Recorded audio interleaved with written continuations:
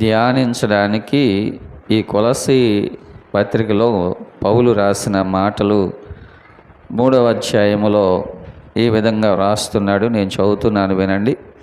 మీరు క్రీస్తుతో కూడా లేపబడిన వారైతే పైనున్న వాటినే వెదకుడి. అక్కడ క్రీస్తు దేవుని కుడి పార్శ్వమున కూర్చొని ఉన్నాడు. పైనున్న వాటి మీదనే గాని భూ సంబంధమైన వాటి మీద మనస్సు పెట్టుకొనకుడి. ఏలయనగా మీరు మృతి పొందితిరి, మీ జీవము క్రీస్తుతో కూడా దేవుని యందు దాచబడి ఉన్నది. మనకు జీవమై ఉన్న క్రీస్తు ప్రత్యక్షమైనప్పుడు మీరును ఆయనతో కూడా మహిమయందు ప్రత్యక్షపరచబడుదురు. దేవుడి పరిశుద్ధ వాక్యమును మన కొరకు దీవించునుగాక. మరి ఈ కొలస్సీ సంఘానికి అపోస్తుడైన పౌలు ఈ పత్రికను రాస్తూ ఈ మాటలు రాసినట్టుగా మనం చదివిన మాటల్లో కొన్ని మాటలు, ఆ పత్రికలో ఉన్న కొన్ని మాటలు మనము ధ్యానిస్తున్నాం. మరి కొలస్సీ సంఘానికి పౌలు ఈ పత్రికను రాయడానికి గల ముఖ్య కారణం ఏంటంటే, మొదటి శతాబ్దంలో అంటే యేసు ప్రభువారు మరణించి పునరుద్ధరణై తిరిగి లేచిన తర్వాత అపోస్తులు సువార్తను ప్రకటించారు. సువార్త ఆయా పట్టణాల్లో, ఆయా ప్రాంతాల్లో, ఆయా దేశాల్లో ప్రకటించబడి అక్కడ సంఘాలు స్థాపించబడ్డాయి. మరి కొలస్సీ పట్టణంలో కూడా సువార్త ప్రకటించబడింది. ఆ పట్టణంలో కూడా ఒక సంఘము స్థాపించబడింది. మొదటి శతాబ్దంలో మరి కొలస్సీ సంఘము ఈ కొలస్సీ సంఘం మొదటి శతాబ్దంలో ఉన్నటువంటి ఈ కొలస్సీ సంఘము ఒక ప్రమాదంలో పడిపోయింది. ఏంటిది? అర్థం కాలా మీకు? కొలస్సీ సంఘము ఒక ప్రమాదంలో పడిపోయింది. ఏంటి ఆ ప్రమాదం అంటే, సంఘములో కొంతమంది సంఘాన్ని గలిబిలి చేస్తూ, సంఘ క్రమాన్ని పాడు చేస్తూ, సంఘములో అబద్ధ బోధలు బోధిస్తూ సంఘాన్ని విచ్ఛిన్నం చేస్తున్నటువంటి పరిస్థితుల్లో, సంఘములో ఉన్న ఆత్మీయతను దెబ్బతీస్తున్నటువంటి పరిస్థితుల్లో ఆ కొలస్సీ సంఘానికి హెచ్చరిస్తూ పౌలు పరిశుద్ధాత్మ ద్వారా ఈ మాటలు రాయవలసిన సంగతి ఏర్పడింది. ఈ మాటలు మనకి ఎక్కడ కనిపిస్తాయి అంటే కొలస్సీ 2:8 కనిపిస్తాయి. చూడండి.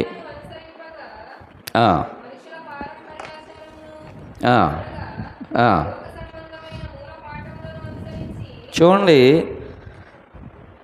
మనుషుల పారంపర్య ఆచారమును అనగా లోక సంబంధమైన మూల పాఠములను అనుసరించి, చూడండి, మోసకరమైన నిరర్ధకమైన తత్వజ్ఞానము చేత మిమ్మును చెరపట్టుకొని పోవువాడు ఎవడైనా ఉండునేమో అని జాగ్రత్తగా ఉండండి. ఇది ఈ పత్రిక యొక్క రాయడానికి గల ఉద్దేశం ఏంటంటే, ఎవడైనా ఒకవేళ మిమ్ములను చెరపట్టి తీసుకొని పోవునేమో. దేనివల్ల చెరపట్టి తీసుకొని వెళ్ళేది? మనుషుల పారంపర్య ఆచారములు, అలాగే లోక సంబంధమైన మూల పాఠములు, మోసకరమైన నిరర్ధక తత్వజ్ఞానము చేత. ఇదంతా కొంచెం గ్రాంధికంలాగా ఉంది, కానీ మన వాడుక భాషలో చెప్పాలంటే, నేను ఇందాక చెప్పాను చూసారా, సంఘము ఒక ప్రమాదంలో పడిపోయిందని చెప్పాను. ఏ సంఘము? కొలస్సీ సంఘం. ఆ కొలస్సీ సంఘం ప్రమాదంలో ఎలా పడిపోయింది? మనుషులు ఆ సంఘాన్ని దేవుని వాక్య ప్రకారము కాకుండా వేరొక మాటలు, మనకి ఏదైనా ప్రమాణం ఏంటంటే దేవుని వాక్యమే మనకు ప్రమాణం. ఏంటి? ఏ సంఘం అయినా, ఏ క్రైస్తవుడైనా, ఏ దైవ సేవకుడైనా మనకు ప్రమాణం ఏంటంటే దేవుని వాక్యమే. మరి దేవుని వాక్యము కాకుండా వేరొక మాటలు అంటే ఏంటి?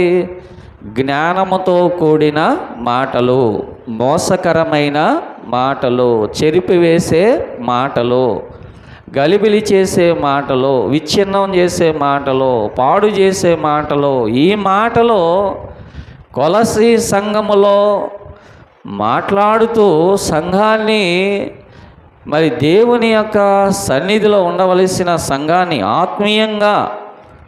ఆత్మీయ జీవితాలతో జీవించవలసినటువంటి సంఘాన్ని అబద్ధ సిద్ధాంతముల చేత, అబద్ధ బోధల చేత విచ్ఛిన్నం చేస్తూ సంఘాన్ని పాడు చేసేవారు కొలసి సంఘములో బయలుదేరినప్పుడు వారిని హెచ్చరిస్తూ, సంఘాన్ని హెచ్చరిస్తూ, ఏమండి, సంఘములో ఉన్న విశ్వాసులను హెచ్చరిస్తూ సంఘాన్ని క్రమపరచడానికి, సంఘాన్ని ఆత్మీయతలో బలపరచడానికి పౌలు ఆ సంఘానికి ఈ మాటలు రాస్తూ, ఇక్కడ కొన్ని మాటలు, ఆ మాటల్లోనే మనం కొన్ని మాటలు చదువుకున్నాం. మరి ఏంటి ఇక్కడ మనం చదువుకున్న మాటలు అంటే, మరి మీరు క్రీస్తుతో కూడా లేపబడిన వారైతే, అంటే సంఘం ఏ ప్రమాదంలో పడిపోయిందంటే భూ సంబంధమైన వాటి మీద దృష్టి పెట్టి పర సంబంధమైన వాటిని మర్చిపోయే ప్రమాదంలో సంఘం పడిపోయింది. కానీ వాస్తవం ఏంటంటే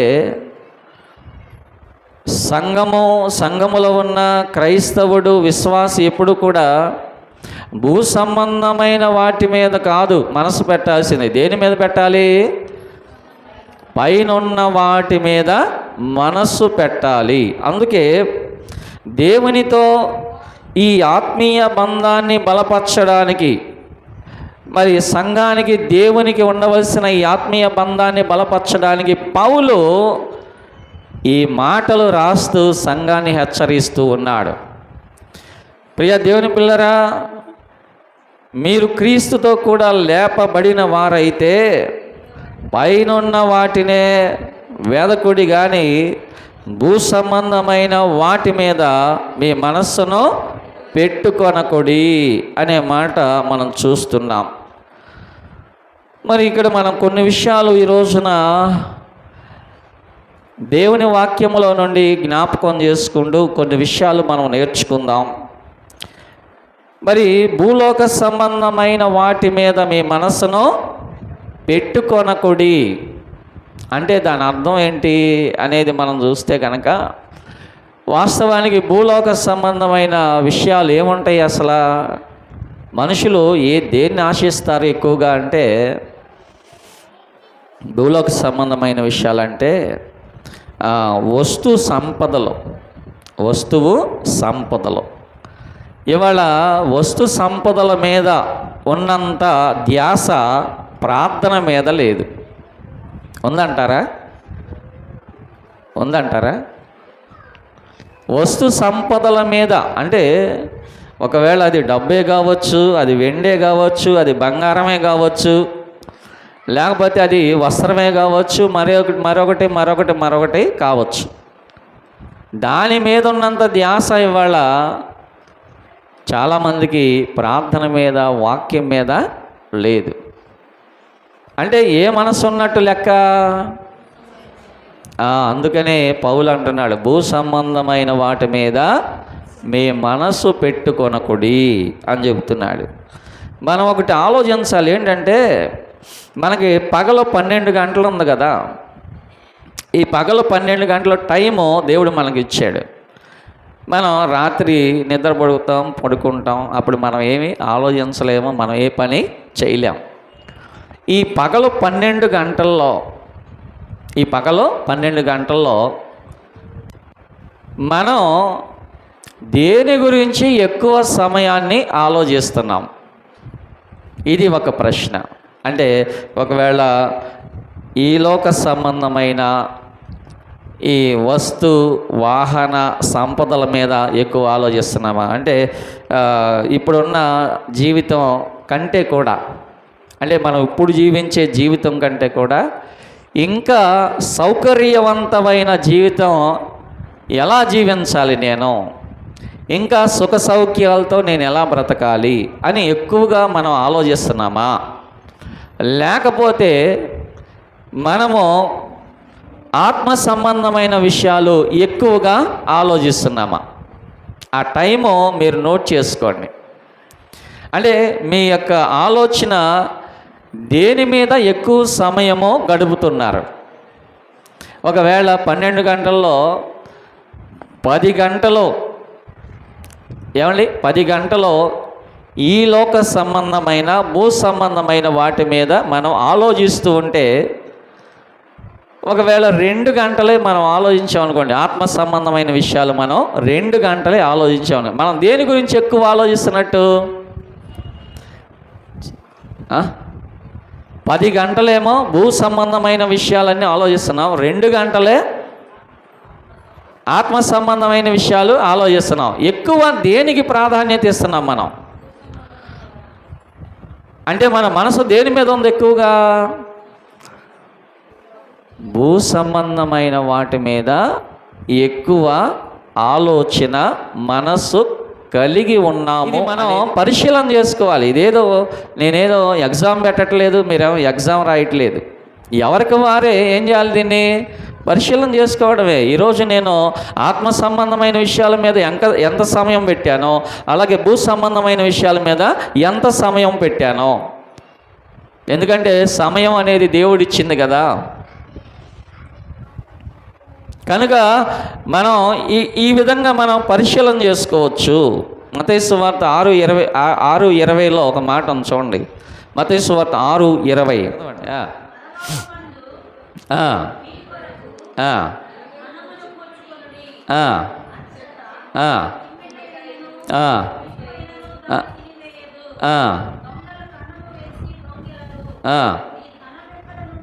నీ ధనము ఎక్కడ ఉండునో నీ హృదయం కూడా అక్కడనే ఉండును. ఈ మాట ఆలోచించండి ఒకసారి. నీ ధనము ఎక్కడ ఉంటుందో నీ హృదయం కూడా అక్కడే ఉండును. నీ హృదయం ఎక్కడ ఉంటుందో నువ్వు కూడా అక్కడే ఉంటావు. అంతేనా కాదా? నీ హృదయం ఎక్కడుంది? లేకపోతే మన హృదయం ఎక్కడుందంటే, ఒకవేళ ధనం మీద ఉందనుకోండి, మనం ఎక్కడ ఉంటాం? దాని దగ్గరే ఉంటాం మనం కూడా. సో మనం ఇక్కడ ఆలోచించాల్సింది ఏంటంటే, ప్రభు ఏమన్నాడంటే, మీ ధనము ఎక్కడ ఉంటుందో మీ హృదయం కూడా అక్కడే ఉంటుంది. అంటే మీ ఆలోచన, మీ యొక్క తలంపులు, ఉద్దేశాలు అన్నీ ఎక్కడ ఉంటాయి? అక్కడే ఉంటాయి. భూ సంబంధమైన విషయాల మీద నీ హృదయం ఉందనుకో, భూ సంబంధమైన విషయాల మీద నీ ఆలోచన ఉందనుకో, నువ్వు కూడా ఎక్కడ ఉంటావు? అక్కడే ఉంటావు. ఒకవేళ ఆత్మ సంబంధమైన విషయాల మీద ఆలోచన ఉందనుకోండి, మనం ఆత్మ సంబంధమైన విషయాలనే ఆలోచిస్తూ ఉంటాం. దేవునికి స్తోత్రం కలుగును గాక. ఇది మొదటి మాట ఏంటంటే, మనం పరిశీలన చేసుకోవాలి. మనకు టైం ఉంది, 12 గంటల టైం ఉంది. ఈ 12 గంటల్లో నేను ఎన్ని గంటలు ఆత్మ సంబంధమైన విషయాల గురించి నేను ఆలోచించడానికి మనం ప్రత్యేకంగా కూర్చోవలసిన అవసరం లేదు. మనం పని చేస్తున్నా, మనం ప్రయాణం చేస్తున్నా, ఒకవేళ ఇంటిలో ఉన్నా, బయట ఉన్నా, పనిలో ఉన్నా, ఉద్యోగంలో ఉన్నా, ఎక్కడ ఉన్నా సరే మనం ఆలోచించవచ్చు. అవునంటారా కాదంటారా? ఆలోచించవచ్చా లేదా? ఆలోచించవచ్చు. ఎక్కడున్నా ఆలోచించవచ్చు. ఆ ఆలోచన ఎన్ని గంటలు ఆత్మ సంబంధమైన విషయాల మీద ఆలోచిస్తున్నావు అనేది ఇక్కడ ప్రశ్న. ఎన్ని గంటలో భూ సంబంధమైన విషయాల మీద కేటాయిస్తున్నావు అనేది ఇక్కడ ప్రశ్న. మనం ప్రతిరోజు మనం ఏం చేయాలంటే సాయంత్రం మనం పడకల మీదకి వెళ్ళే ముందు ఒక పరిశీలన చేసుకోవాలి. మనం ప్రతిరోజు చేయాలి ఇది. ఈరోజు నేను ఎన్ని గంటలు ఆత్మ సంబంధమైన విషయాల మీద నేను టైము స్పెండ్ చేశాను, నేను ఎన్ని గంటలు పరలోక సంబంధం పైనున్న వాటి మీద నా ఆలోచన స్పెండ్ చేశాను అనేది మీరు ఆలోచించుకుంటే ఆటోమేటిక్గా మనం దేని మీద ఎంత సమయం కేటాయిస్తున్నాము అనేది అర్థమైపోద్ది మనకి. దాన్ని బట్టి మనం ఏం చేయాలి, ఓహో ఈరోజు నేను 10 గంటలు నేను భూ సంబంధమైన వాటి మీద ఆలోచన కలిగి ఉన్నాను కనుక ఇది కరెక్ట్ కాదు. రేపు 10 గంటలు నేను దేవుని సంబంధమైన విషయాలకు, ఏమని వాక్య సంబంధమైన విషయాలకు, ప్రార్థన సంబంధమైన విషయాలకు నేను రేపు 10 గంటల సమయాన్ని నేను కేటాయించుకోవాలి. నేను ఇవాళ కొంచెం 2 గంటలే నేను ఆత్మ సంబంధమైన విషయాలకి నేను ఇచ్చాను, రేపు అలా జరగకూడదు. రేపు 10 గంటలు నేను టైం ఇవ్వాలి. దేనికి? ఆత్మ సంబంధమైన విషయాలకి 10 గంటలు నేను ఆలోచించాలి. భూ సంబంధమైన విషయాలు ఒక 2 గంటలు, ఎందుకంటే ఆలోచించాలి, ఎందుకంటే పిల్ల ఇల్లు వాకిలి అన్నీ ఉన్నాయి కాబట్టి ఆలోచించాలి. కానీ ఎక్కువ సమయం దేని గురించి నువ్వు ఆలోచిస్తున్నావో నీ హృదయం కూడా దాని మీదే కేంద్రీకృతమై ఉంటుంది. అందుకని మీరు పైనున్న వాటినే ఆలోచించండి, పరసంబంధమైన వాటినే ఆలోచించండి, మరి దేవుని సంబంధమైన వాటినే ఆలోచించండి తప్ప భూ సంబంధమైన వాటి మీద మీ మనసు పెట్టుకోవద్దు అని చెబుతున్నాడు. పరిశీలన మొదటిది ఏంటంటే పరిశీలన, టైం ఎంత కేటాయించాం. ఇక రెండవది ఏంటంటే శరీర కోరికలతో, శరీర ఆశలతో మనం చేసే ఈ పోరాటంలో, శరీర ఆశలను జయించడానికి మనము చేసే పోరాటంలో మనం ఎలా గెలవాలి ఈ మాట ఒకసారి చూడండి. రోమిలికి రాసిన పత్రిక 7వ అధ్యాయము 21 నుండి చదవండి. కాబట్టి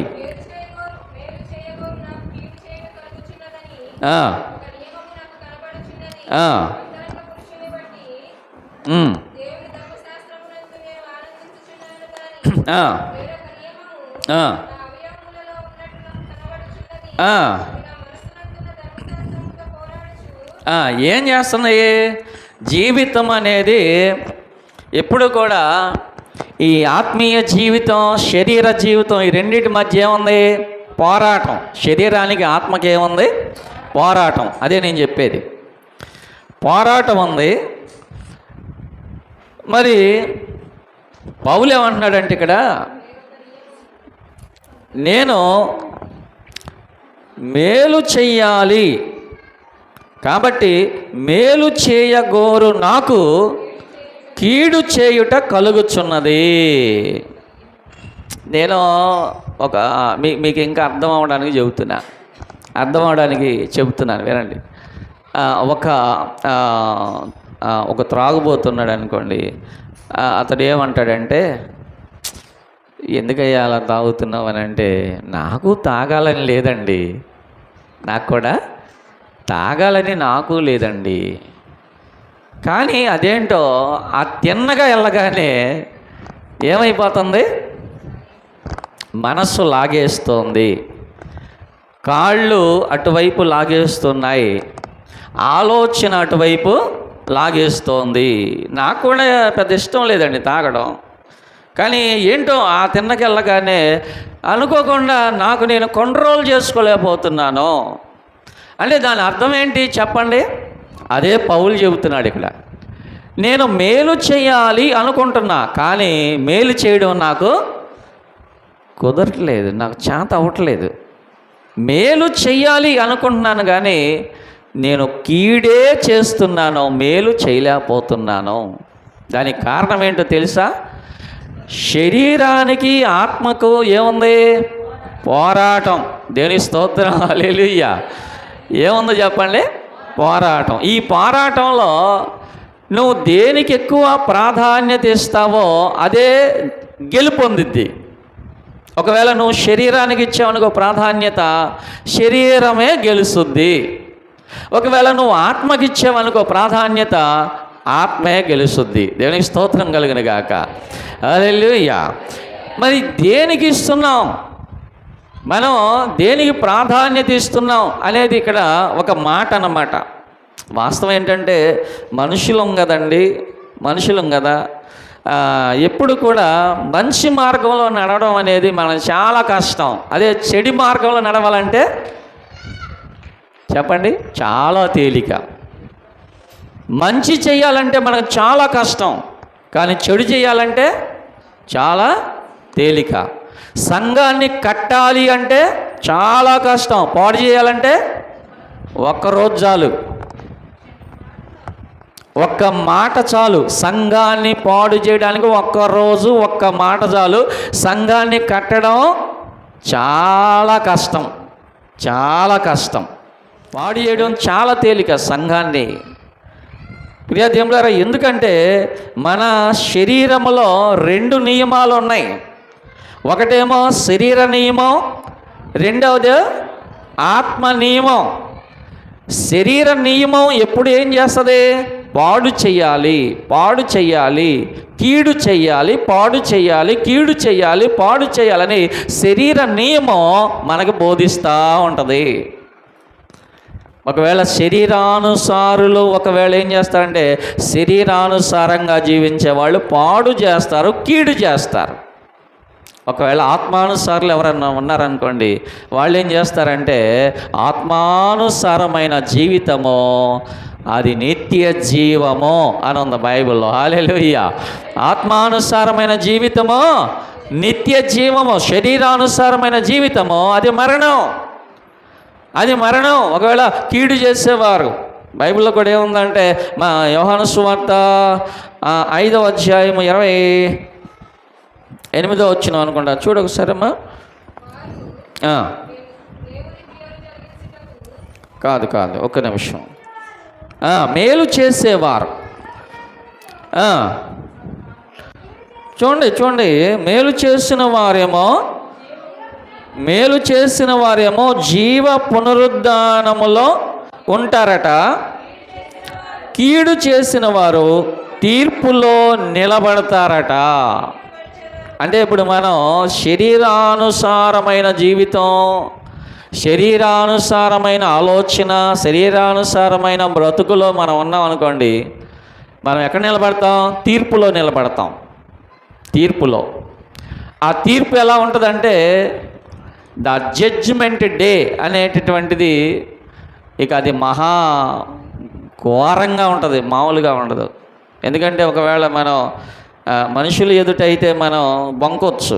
పేతురు బొంకాడు కదా, ఏమని? యేసు ప్రభు ఎవరో నాకు తెలీదు అని అన్నాడు. మనుషుల దగ్గర బొంకొచ్చు, కానీ దేవుని దగ్గర బొంకగలమా? ఒకవేళ మనం తీర్పులో నిలబడ్డాం అనుకోండి, నేను రాత్రి ఇదే చెప్పా గొడవరలో, తీర్పులో నిలబడ్డాం. ఏంటమ్మా నువ్వు చేసిన పని ఏంటి? ఏంటయ్యా నువ్వు చేసిన పని ఏంటి చెప్పు. నీ రహస్య పాపములన్నీ కూడా మరి నా ఎదుట ఉన్నాయి కదా అని చెప్పేసి ఒకవేళ దేవుడు ఏంటి నువ్వు చేసిన పని ఏంటి అని అంటే, నేనేం చేశాను అని ఒకవేళ నువ్వు అన్నావు అనుకో, దేవుడు ఏమంటాడంటే, దేవదూతలతో అంటాడు స్క్రీన్ ఆన్ అంటాడు. ఏమంటాడు? స్క్రీన్ ఆన్ అంటే స్క్రీన్ మీద వేయండి. స్క్రీన్ ఉంటుంది ఇక్కడ, స్క్రీన్. ఇదివరకు అని మనం కూడా కొంచెం అప్డేట్ అవ్వాలి. అప్డేట్ ఏంటంటే మన క్రియలు ఎక్కడ రాయబడి ఉంటాయి? జీవగ్రంథంలో. కొంచెం అప్డేట్ అవ్వాలి మనం కూడా. ఇప్పుడు జీవగ్రంథం కాదు, ఏకంగా స్క్రీన్ మీద కనబడతాయి. స్క్రీన్ ఆనగానే మనం ఎక్కడికి వెళ్ళామో, ఎవరితో మాట్లాడామో, ఏం ఆలోచన చేసామో, ఏ విధంగా మనం బ్రతికామో, మన సీక్రెట్ ఏంటో, మన అదేంటో, మన ఇదేంటో అన్నీ కూడా స్క్రీన్ ఆన్ తెర మీద కనబడతా ఉంటాయి. అప్పుడు ఏమనగలం మనం? ఏమనగలం చెప్పండి? ఏమైనా బొంగడానికి ఏమైనా ఉంటుందా? అది నేను కాదు ప్రభా, అది గ్రాఫిక్ అంటావా? గ్రాఫిక్ మనుషులు చేస్తారు కానీ దేవుడు చేయడమ్మా. నేను కాదు ప్రభా, ఆ వాయిస్ నాది కాదు, ఆ పిక్చర్ నాది కాదు, అది గ్రాఫిక్ అంటే అది ఈ లోకంలో సరిపోదు కానీ అది పరలోకంలో సరిపోదు. కనుక మనం కీడు చేసిన వారేమో తీర్పులో నిలబడతారు, మేలు చేసిన వారు ఎక్కడ ఉంటారు? కనబడతారు, నిలబడతారు. మనం ఒకటి ఆలోచించాలి, ఏంటంటే మన శరీర ఆశలను పోరాడడానికి, మన శరీర ఆశలతో మనము పోరాడడానికి మనం ఏం చేయాలి చెప్పండి? రోమిలి రాసిన పత్రికలో మాట ఉంది, ఇంకో మాట 13వ అధ్యాయము 12-13 వచనాలు. రాత్రి చాలా గడచి పగలు సమీపముగా ఉన్నది కనుక మనము అంధకార క్రియలను, ఏ క్రియలు అంటే అవి అంధకార క్రియలు అంటే చీకటి క్రియలు, శరీర క్రియలు, శరీరానుసారమైన కార్యాలను విడిచిపెట్టి తేజో సంబంధమైన యుద్ధ ఉపకరణములను ధరించుకొందుము. దేవునికి స్తోత్రం చెల్లిద్దాం. హల్లెలూయా. అంటే ఇప్పుడు ఈ శరీర కార్యములను మనం జయించాలంటే మనం ఏం చేయాలా? అంధకార సంబంధమైన, చీకటి సంబంధమైన, శరీర సంబంధమైన క్రియలను విడిచిపెట్టి విసర్జించి మనం ఏం చేయాలంటే, మళ్ళా మూలవాక్యంలోకి వచ్చేస్తున్నా నేను, మనం క్రీస్తుతో లేపబడిన వారమైతే పైనున్న వాటిని వెదకాలి. దేవునికి స్తోత్రం. హల్లెలూయా.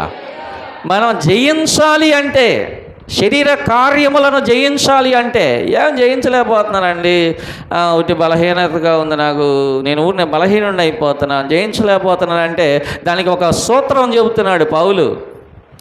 నువ్వు జయించడానికి సూత్రం ఏంటంటే, నువ్వు క్రీస్తుతో లేపబడితే గనక, నువ్వు బాప్తిస్మం పొంది రక్షణ పొంది దేవుని బిడ్డగా మార్చబడితే, నిజంగా దేవుని కోసం బ్రతకాలి, దేవుని కోసమే జీవించాలి, దేవుని ఆశీర్వాదం నాకు కావాలి అని నిజంగా నిజంగా నిజంగా నీకు అనిపిస్తే గనక నువ్వేం చేయాలి?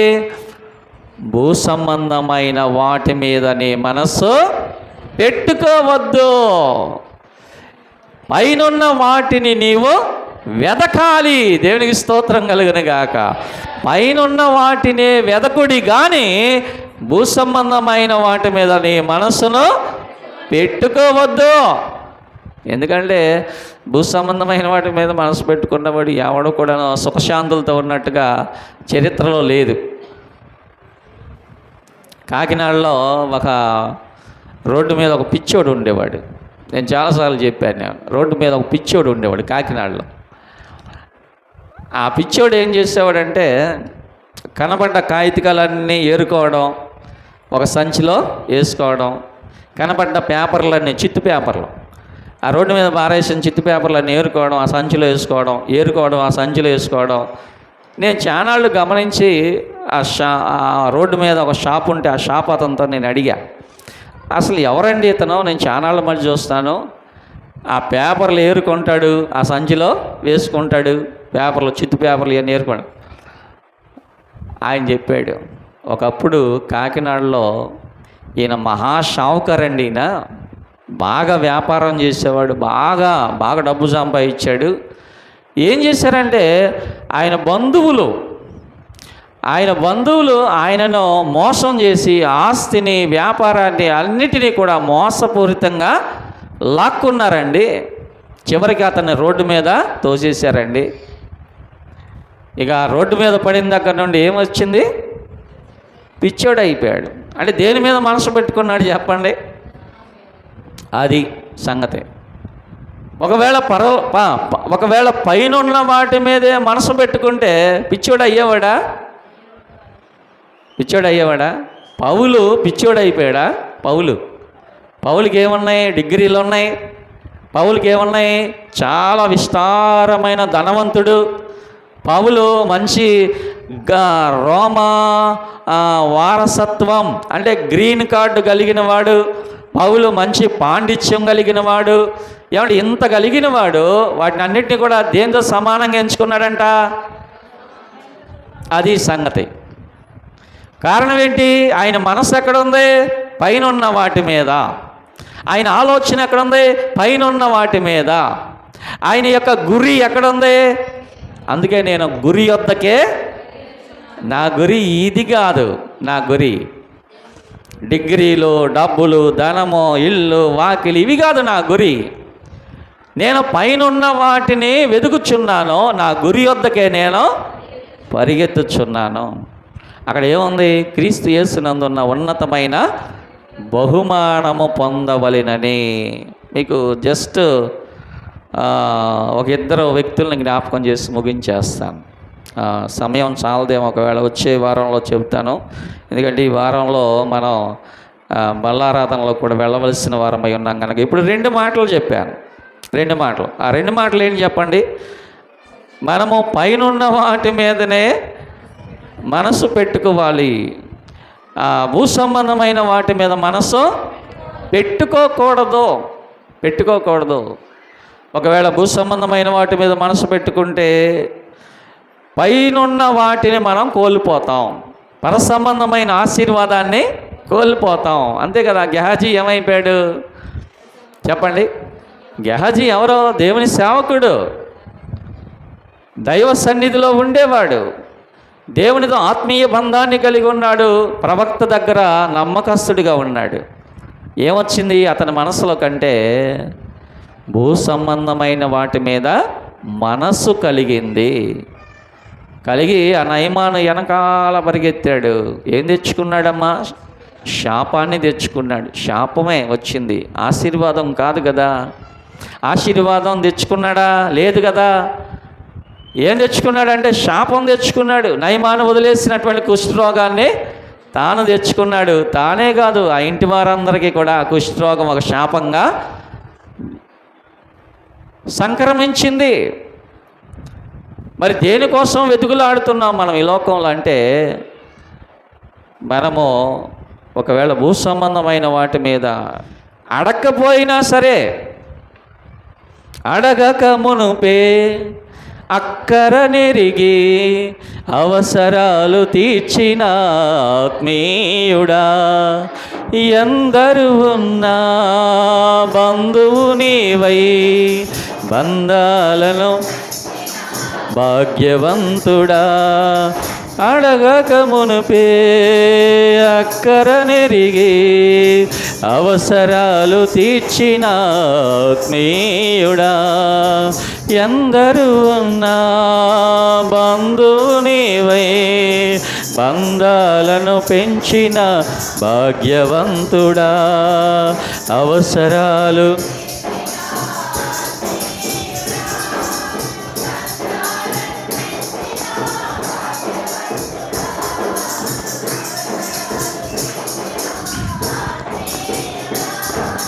బంధాలను భాగ్యవంతుడా, పదే పదే